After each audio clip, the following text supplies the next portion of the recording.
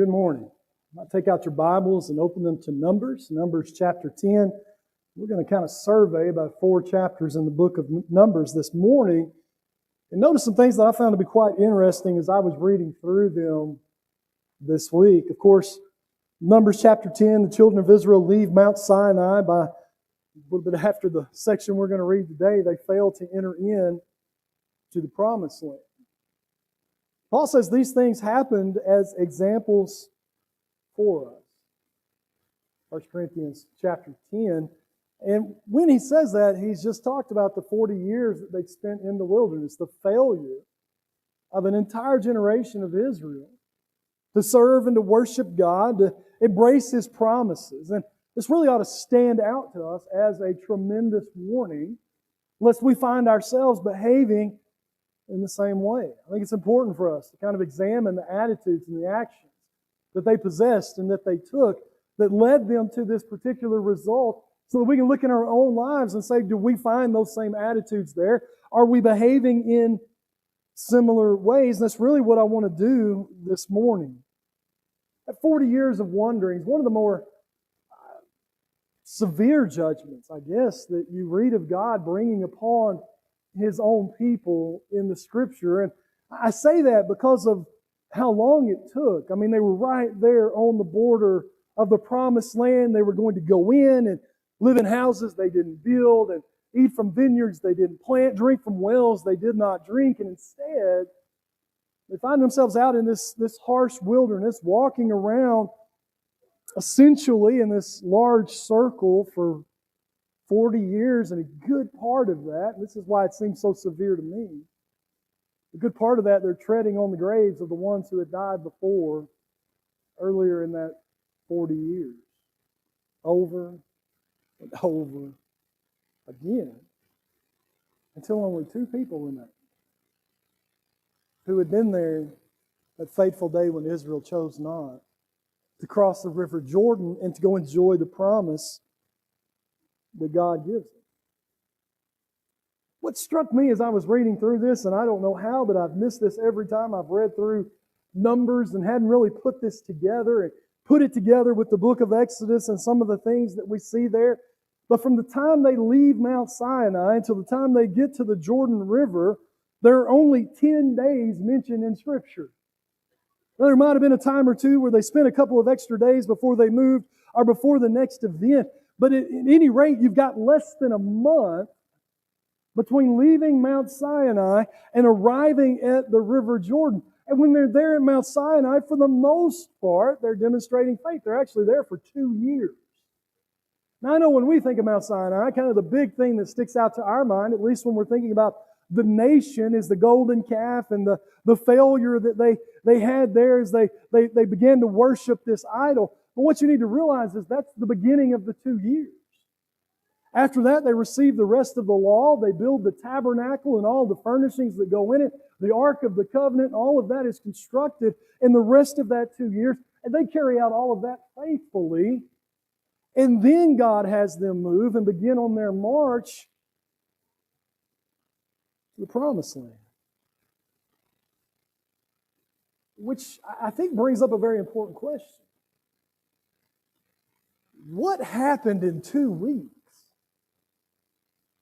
Where they go from a relatively faithful group of people to a group of people that just absolutely refuse to obey God and seem to have little to no faith whatsoever in His ability to fulfill His promises. What happens in that 2-week span, that very short period of time that led them to the absolute rejection of God's promise and the judgment that followed? Pick up with me, if you will, in Numbers chapter 10. We're going to read a little bit there, and then we're going to move on to Numbers chapter 11.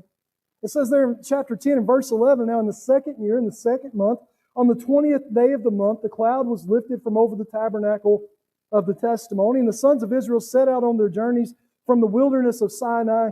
Then the cloud settled down in the wilderness of Paran. So they moved out for the first time according to the commandment of the Lord through Moses. So just kind of get our bearings and understand why I'm suggesting this time frame. This is the first time they've left Sinai in chapter 10, verse 11 and 12. Drop down to chapter 10, about verse 33. Thus they set out from the mount of the Lord, that's Sinai, 3 days' journey, with the ark of the covenant of the Lord journeying in front of them for the 3 days to seek out a resting place for them. We're going to notice another time frame a little bit later, but I want you to hold on to that. Right now, we're 3 days from Sinai. 3 days of walking. Following the cloud of the Lord that would rise up and move as it was time for them to move, and then settle down when they got to the place where they were to settle down. 3 days. After 2 years of the Lord being on top of that mountain, Moses going up and down that mountain, receiving instruction directly from the Lord, coming down that mountain, telling them what they were supposed to do, and the children of Israel, for the most part, carrying that out. 3 days later, we get to Numbers chapter 11, in verse 1. Now the people became like those who complain of adversity in the hearing of the Lord. And when the Lord heard it, his anger was kindled, and the fire of the Lord burned among them and consumed some of the outskirts of the camp. The people therefore cried out to Moses, and Moses prayed to the Lord. And the fire died out. So the name of the place was called Taberah, because of the fire of the Lord burned among them. First thing I want you to notice, as we're discussing the attitudes that lead to their failure at the River Jordan, is how quickly they fall to complaining. Here they are, they've been in Mount Sinai, and if you go back and do a little reading, it becomes obvious the area that they were camped in around Mount Sinai was fairly fertile. As a matter of fact, when we're first introduced to this, it's Exodus chapter 3, and there in verse 1, where Moses comes to the Mount of God. It's Horeb in that chapter, but it's the same mountain. And the reason he's there is because he's looking for graze for his father-in-law's flocks. So he's brought the sheep toward Mount Sinai, implying that there was grass there, that there was water there, that there was sustenance to be found. And so for 2 years, they've been camped out in a place where it was relatively fertile, therefore relatively easy for them to live. God has been bringing manna down from the heaven. There's food there for their flocks and for their herds. There's water that's been following them, a rock that is with them, that is providing them water. And so they've had a relatively easy time of it. And then God says, let's move. And he moves them to the wilderness of Paran. Apparently this was going to be the staging area that the nation was going to use as they entered into the land of promise. And when they get there, the reality is it wasn't a very nice place. They kind of moved down a little bit. It was a very, very arid place. There wasn't going to be a lot of graze. It was going to be hotter. They weren't going to have the shade from the mountain. It was just a less comfortable climate. You know, this sounds familiar to most of us, I think, if we'll put this in the right context. Remember when your children are really small and you say, we're going to go to Grandma's house? Grandma's house was always at least 2 hours for us when I was growing up. And I remember my parents would come in and say, we're going to go see your grandparents. Oh, this is wonderful. I mean, nothing's better than going to grandparents, right? And so you're all excited and you get in the car and you're full of you just want to go. Usually somewhere in the first half hour, one of us would ask that question. Every parent knows the question. Are we there yet? Are we there yet? We just got in the car. What do you mean, are we there yet? I'm bored. You're bored? You're going to Grandma's house. What do you mean you're bored? And for you young people that are laughing right now and you think I know what I'm talking about, I want you to understand something. There were no screens in our car. You know that's not true. We had one Etch-a-Sketch we shared between the three of us, and if Dad hit a bump just right, you lost your entire staircase. You're bored. We're going to Grandma. I don't want to. Can we go home? That's what's going on a national level, and not with little children, with mature adults. They've gotten to a place where they don't like it. It's not as comfortable as the place they had been in before. And so they begin complaining. The NRSV translates verse 1 as they were complaining in the hearing of the Lord about their misfortunes. They were what?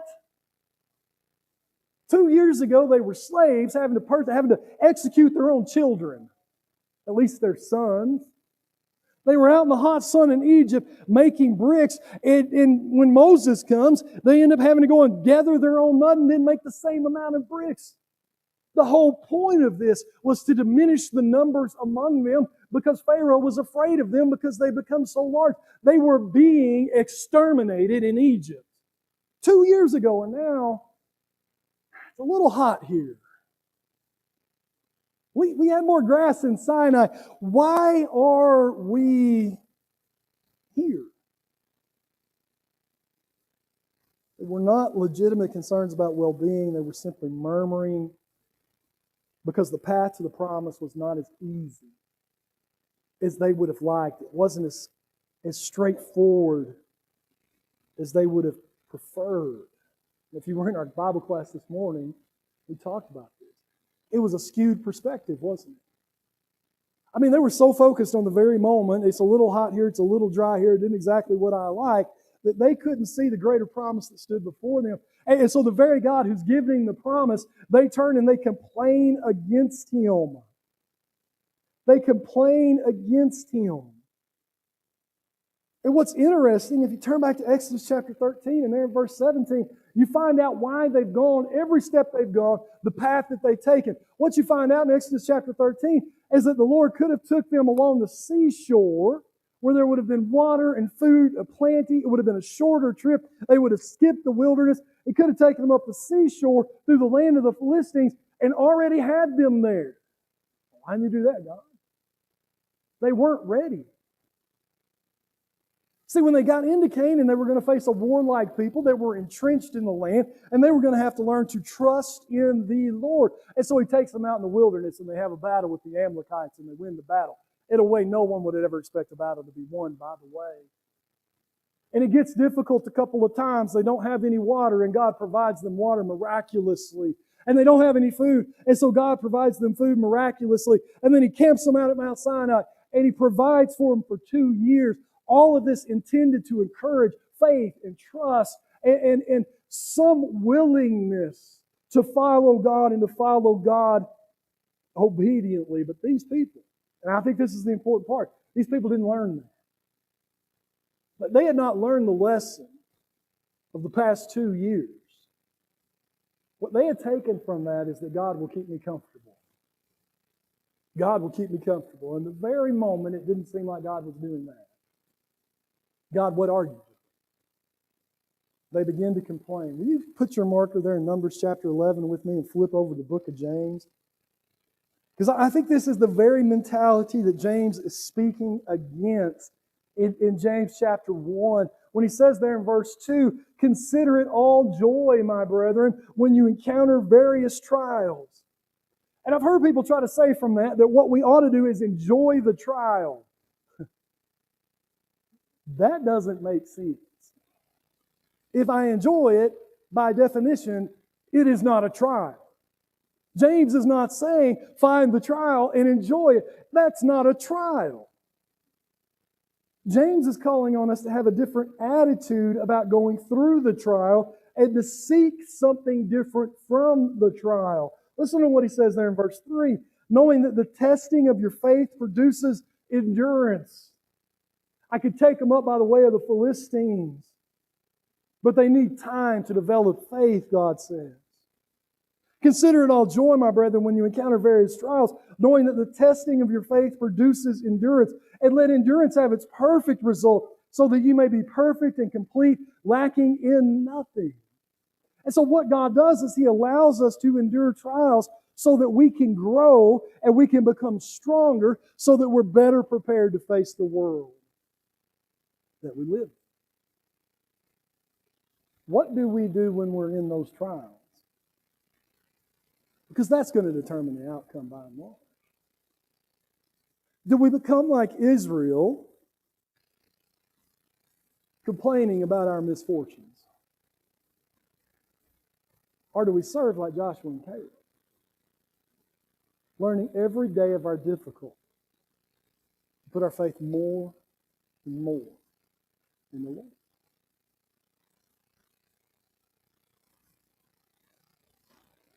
Go back to Numbers. That wasn't the only problem they had. They become a very greedy people. And maybe not in the way that we would normally think of greed, but it's very interesting what happens nonetheless. Go back to Numbers chapter 11, and there in verse 4, it says, the rabble who were among them had greedy desires. I think the King James says they went a-lusting, which I thought was very poetic, to put it that way. They had these greedy desires, and also the sons of Israel wept again and said, who will give us meat to eat? So if you go back to Exodus chapter 16, when they first get into the wilderness, they're on their way to Sinai, they have nothing to eat. And their first complaint is they had no meat. And God says, well, I'll provide you meat, and I'm going to provide you bread. I'm going to provide you this manna. And so he blows these quail in, and they get up the next morning, and there's manna there on the ground, and they have that. Apparently that was not an ongoing situation, at least not the quail. Apparently that was a one-off thing, or maybe it stopped when they got to Sinai. Maybe it stopped when they left Sinai. We really don't know. But what we find out in Numbers chapter 11 is that's not continuing to happen. And so they're crying out. They said, well, who's going to give us meat to eat? Notice it's not we're starving and we need provision. No, the manna is still there. God is still feeding His people. They're just not happy with the menu choices. Who will give us meat to eat? And really, I don't want to take the time to read all of chapter 11, but it's kind of an interesting chapter. They're complaining about this, and God says, well, I'll give you some quail. And what He tells them is He's going to give them quail till basically it becomes bitter in their mouths. And so you drop down to verse 31 of chapter 11. Now there went forth a wind from the Lord and brought quail from the sea and let them fall beside the camp, about a day's journey on this side and a day's journey on the other side, all around the camp, about 2 cubits deep on the surface of the ground. I want you to picture that for just a moment, because what He just did is for 20 miles in every direction, He brought quail in until they were waist deep. You're not happy with what I'm giving you? I'll make you sick of what you want. You see, the problem here is they weren't just complaining. It wasn't a legitimate complaint. They weren't starving. They weren't missing anything that they actually needed. God had been providing. They were just providing or complaining about the quality of His provision. They were just saying, we know you're providing for us, Lord. We're just not happy with how you're providing for us. And so we're going to complain about that while we're on the way to this land that you're going to give us, the houses we didn't build, the vineyards we didn't plant, the wells we didn't dig. And so God takes this, and He really takes this as a very personal assault against Him. In other words, they're charging God with a failure to take care of His people. And so God says, I'll take care of you. I'll take care of you so abundantly, you'll pray that I quit. And so He brings a flock of quail in like no other, waist deep, for 20 miles in every direction. But I want you to notice what the people do next. Because I think this gets to the real issue that they were having. Verse 32. The people spent all day and all night and all the next day and gathered the quail. And he who gathered least gathered 10 omers. And they spread them out for themselves all around the camp. Do you remember when God first brought the manna? Exodus 16. Do you remember what He told them, what the regulation was regarding the manna? They were together enough for one day, which was going to be about 1 omer. And they were to eat it that day. They weren't to leave any for the next day. And it was a way God had of testing them and teaching them to depend on Him, right? If you eat all of your food supplies today, how do you know you're going to have food tomorrow? God is providing it. Have faith in God. And so a few of them, of course, as always is the case, a few of them go out and they gather too much, and they get up the next morning, it's gone rotten. It stinks, there's worms in it, they can't eat it. You're either going to trust in God, or you're not going to get God's provision. And so the children of Israel would gather enough from one day, and the next day God would provide yet again. So here you come to Numbers chapter 11, they're complaining about the quality of that provision, and God sends them in all this quail. You would think that a rational human being that woke up the next morning and went, oh, you saw quail waist deep. I just got to wonder what that looked like. Waist deep quail as far as you can see in any direction. You would think a rational human being would go, I think God's upset. maybe, just maybe, He doesn't want me to act like it's Christmas morning right now. It may be what I need to recognize from this is that I need to bow down on my knees right now, and I need to pray God for His forgiveness, and I need to make some sacrifices to Him, and maybe I need to fast today because clearly I have offended Jehovah God, not these people. You see how much they gathered? 10 omers apiece. 10 times what they were supposed to have gathered had this been the manner. 10 times what God told them to gather in order to show that their faith in Him, that He would provide for them the very next day. They went out here and they acted like they'd never eaten before and they were never going to eat again. And they gather up all the quail they can. It is absolute greed on demonstration, and that's exactly what God says about it. Notice verse 33. While the meat was still between their teeth, before it was chewed, the anger of the Lord was kindled against the people, and the Lord struck the people with a very severe plague. So the name of that place was called, I'm just going to say the English version, the graves of greediness, because there they buried the people who had been greedy.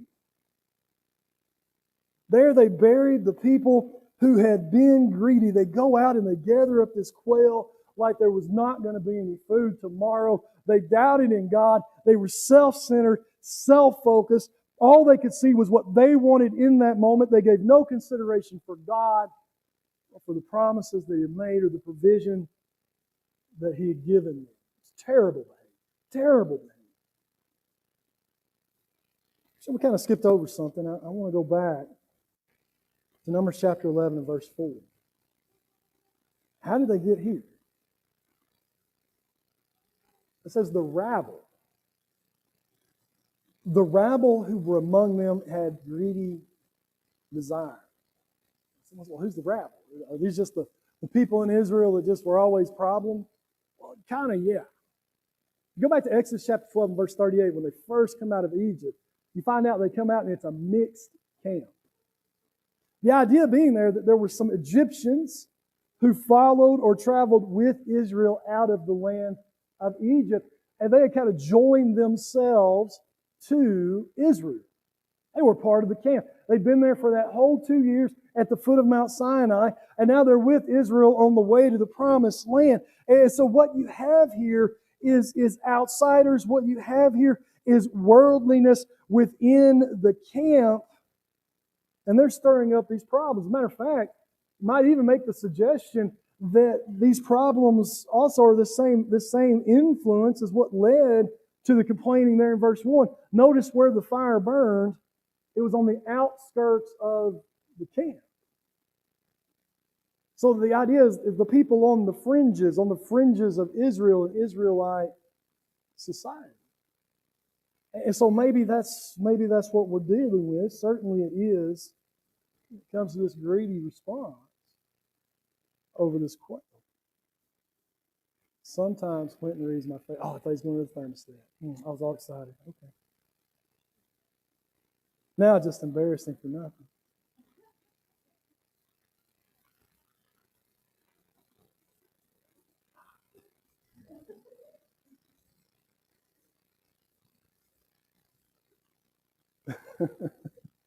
All right. So you've got these outsiders, and they're influencing the people. And rather than pushing them back and say, wait a minute. We see the promise of God over here, and this is what we're interested in. What happens is they allow these outsiders to influence them to see something completely different. See, what they start doing now is they start looking beyond their relationship with God. It's that grass is always greener on the other side mentality. You know the problem with that, right? From a distance, you can't tell grass from weeds, and weeds are always green. You have no idea what's on the other side of that fence. And so that's exactly what's going on here with Israel, is these outsiders are saying, wait a minute, there should be more, there is more, you should want more, God should give you more. And the Israelites start listening to this. It's a self-serving attitude. What did God owe them? Absolutely nothing. Absolutely nothing. He made Israel His people, not because they were so great or because they were so wonderful, but because He chose to love them. That's what led to this relationship. But here they are, and they're looking beyond that, And I want you to notice where this takes them. Numbers chapter 11, verses 34 and 35. It took them to the graves of greetings. Brother, I think that's very important for us to stop and think about for just a moment. God has blessed us so richly and so amazing. I mean, we could look at our material blessings. You could just look outside at that beautiful sun this morning, or that beautiful sunset last night. Stop and think about God's grace when you see those moments, because God didn't have to do that for you. God could have put us on a bald rock floating around out in space and said, for the rest of your life, I want you to stand there and count the rocks. And he'd have been well within his rights to do so. But that's not what he does. He puts us in this beautiful place. He puts us in this place. Have you seen, I don't know what trees they are, these purple trees that are in all the neighborhoods that have been blooming for the past week and a half? Absolutely gorgeous. I was walking around yesterday, and there were the purple trees, and there's some other, I think it's a pear tree maybe, and it's coming out, and those leaves just have this fiery red color to them. Just beautiful beyond description. He didn't have to do that. He didn't have to put us in a world and create the relationships that we have that give us strength, that give us encouragement. He didn't have to give us the local church so that we could come together and be built up and help one another and lean on. He didn't have to do any of that. And yet that's exactly what he does. He sure didn't have to send his son to die on a cross so that we could have the hope of heaven in our hearts. But yet again, that's exactly what he does. And yet what do we do so often? I sure wish there was more. I sure wish there was more. I look out at my worldly friends and they seem to be enjoying things that I don't get to enjoy. Well, maybe I'm missing out. Or maybe God's given me exactly what I need. And maybe He's provided for me that which is best for me. And maybe what I need to do is to learn that value of contentment and simply serve my God and trust in my God. That's not what Israel does. And then you get to chapter 12. Remember, 3 days. We're still within that 3-day period. Been eventful, but we're still 3 days from Mount Sinai. Chapter 12 and verse 1, then Miriam and Aaron spoke against Moses because the Cushite woman whom he had married, for he had married a Cushite woman. And they said, has the Lord indeed spoken only through Moses? Has He not spoken through us as well? And the Lord heard it. Now the man Moses was very humble, more than any man who was on the face of the earth. And suddenly the Lord said to Moses and Aaron and to Miriam, scariest words I've read in a long time. You three come out to the tent of meeting. So the 3 of them came out. Someone says, what's so scary about that? Well, I had a little brother. And sometimes we'd be a little rowdy. Maybe we'd get where we were fighting, be in a bedroom somewhere, and then we'd hear this voice from the living room. Boys, get out here. I never wanted to go. It was such a scary thing.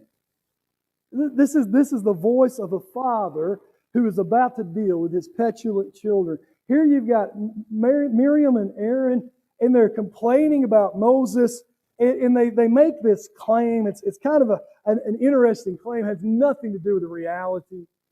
They say they're mad at him because he's married a Cushite woman. And we really don't know what that means. Some people say that's talking about Ethiopia, the land of Cush, and so it's a second wife. Others say that could include the Midianites, and so Zipporah, his first wife, could be included. I think the idea is these outsiders are causing us all this problem. And here Moses has gone and married one of these outsiders. He married this outsider before any of them knew anything about coming out of Egypt. And so it's kind of a ridiculous claim. Verse 2 tells you what the real problem is. Has the Lord indeed spoken only through Moses? So here you have the high priest, and you have Miriam, who's called a prophetess, in the book of Exodus, and they don't feel like they're getting enough respect or enough glory. They're not getting enough face time, if you will. The people are talking about Moses as their leader, and here they feel like they deserve some of that credit, some of that claim. By the way, the very next thing to happen is for them to try to enter into the land of Canaan. I want you to think about that. We are a handful of days from the spies entering the land. And the inner circle of the leadership is consumed with jealousy and contention. The more I read and the more I think about Numbers 10 through 14, the less surprising it is. And when those spies come back, the people say, no, I don't want to go. Because it seems to me like everything that's happening on this short little trip is leading them in that exact direction. So just before the spies, Miriam and Aaron are griping and complaining against Moses. And the reason they're doing this is because they're just jealous. Of course, God's going to sort all that out. He speaks to them beginning there in verse 6. Hear now my words. If there's a prophet among you, I, the Lord, shall make myself known to him in a vision. Miriam, yes, you've prophesied. I appeared to you in a vision. I shall speak to him in a dream. Not so with my servant Moses. He is faithful in all my household. With him I speak mouth to mouth, even openly, and not in dark sayings. And he beholds the form of the Lord. Why then were you not afraid? Listen to this. Why then were you not afraid to speak against my servant, against Moses? Who were they really complaining against here? Who were they really levying these charges at?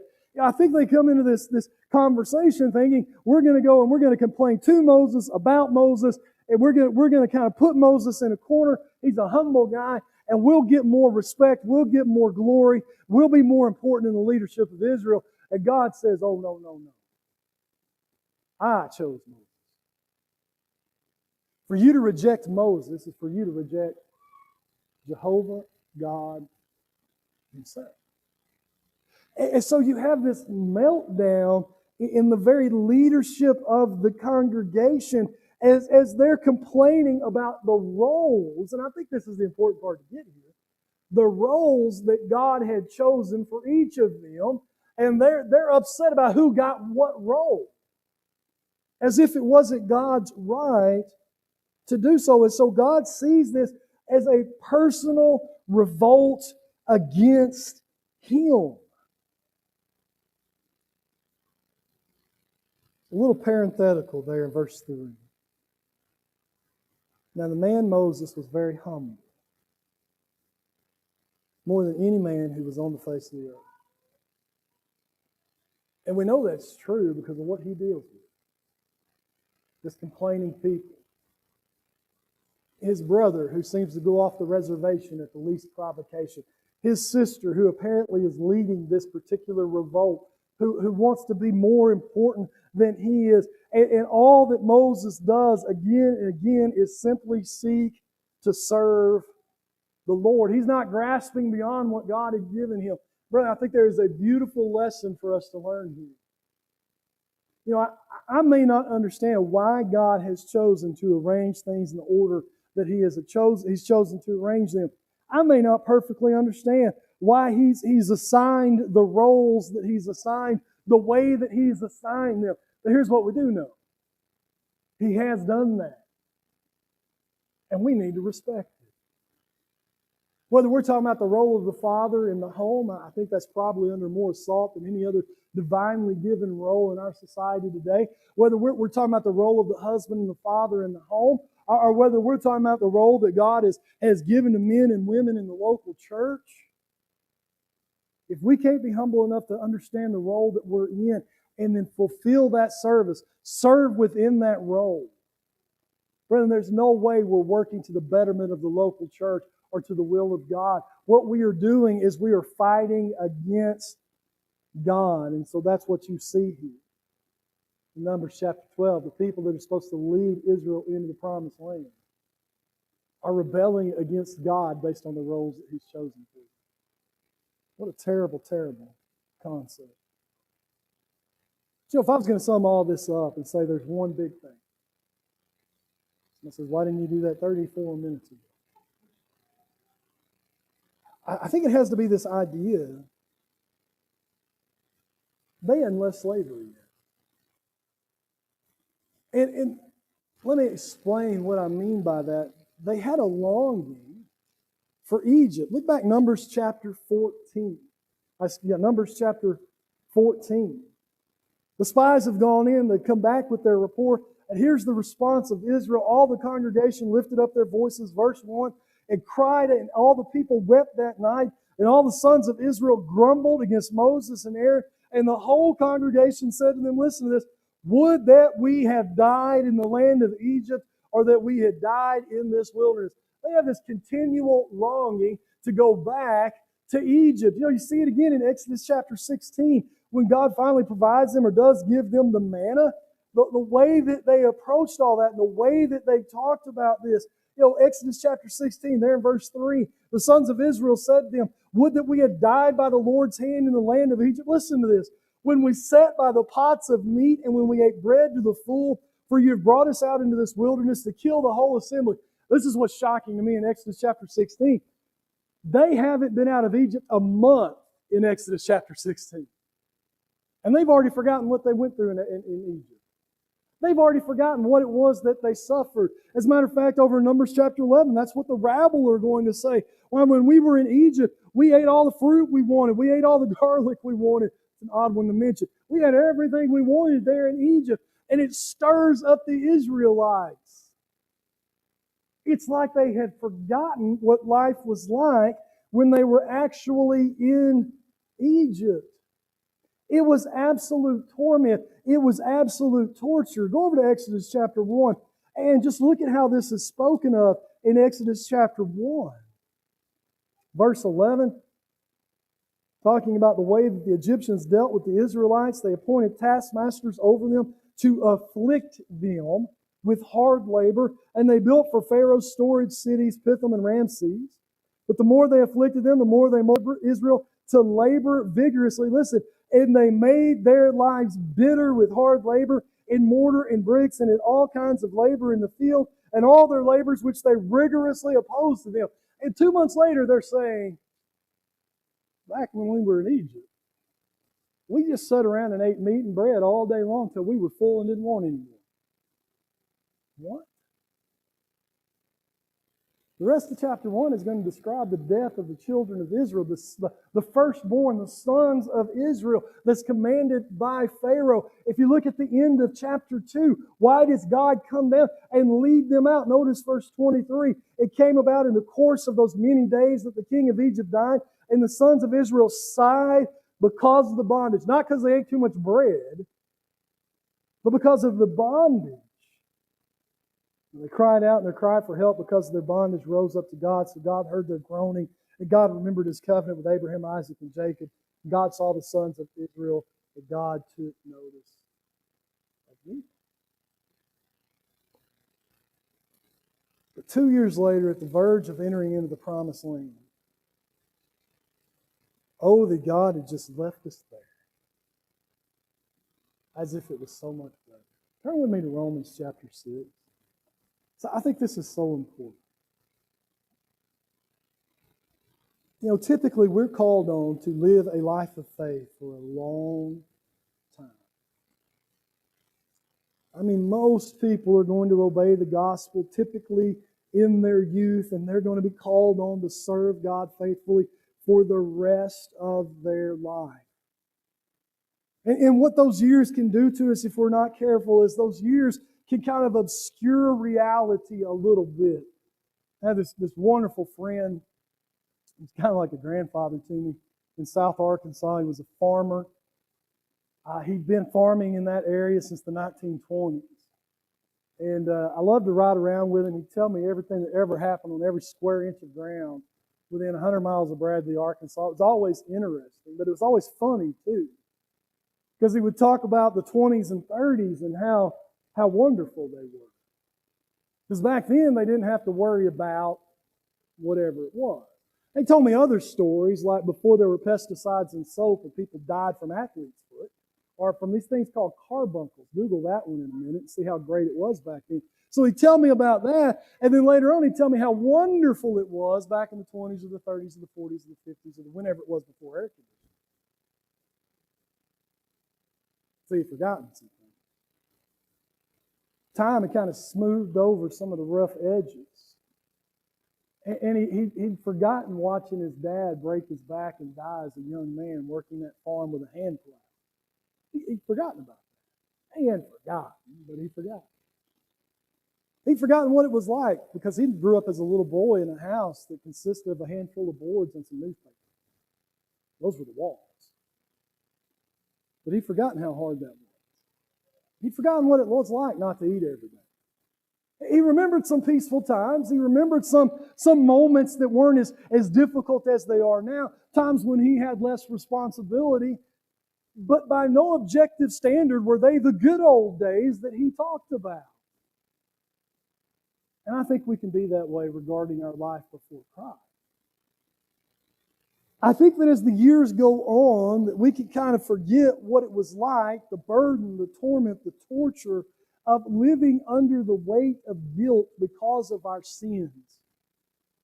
And as time goes by, maybe all we remember is some fun that we had, or some good times here, or maybe a lack of responsibility that being in Christ places upon us. And that's what we see, is that false freedom that we had as we were living in sin. And we forget the weight, the burden, the crushing guilt that we carry. That's what Israel is. Romans chapter 6 talks about this way by which we can be relieved of that guilt for the first 10 or so verses. You drop down to verse 12. He says, "Therefore, since you've been freed from the guilt of sin, do not let sin reign in your mortal body so that you obey it in its lusts.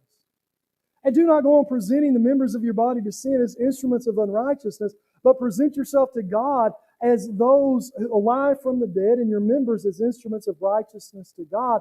For sin shall not be master over you, for you are not under law, but under grace." It's a beautiful concept. Sin shall not be master over you.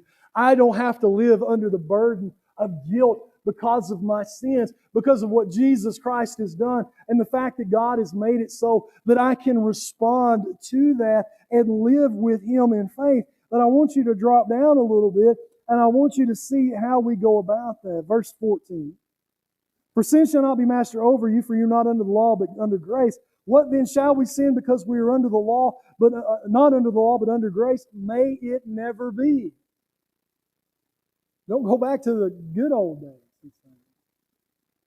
"Do you not know that when you present yourself to someone as slaves for obedience, you are slaves to the one whom you obey, either of sin resulting in death or of obedience resulting in righteousness?"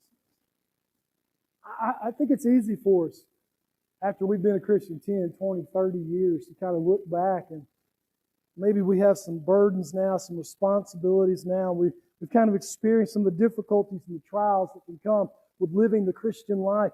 And we remember before that we didn't have those burdens, and we didn't have those difficulties, and we didn't have those trials. And maybe in our mind and in our heart a little bit we think, boy, that sure was easier back then. Friend, you're forgetting something. You're forgetting that back then you were dead in your trespasses and in your sins. You're forgetting that back then you bore a weight you couldn't bear. It was the guilt of your sin, and you couldn't stand up under it. And it was making you miserable. Miserable enough that you chose to make a change, didn't you? That you chose to leave behind that old life and turn to something new. Turn to Christ. Maybe you've forgotten that. Friend, let me tell you something. That'll keep you from the promise. Presenting yourself, presenting your members as a slave, not to God and to His grace,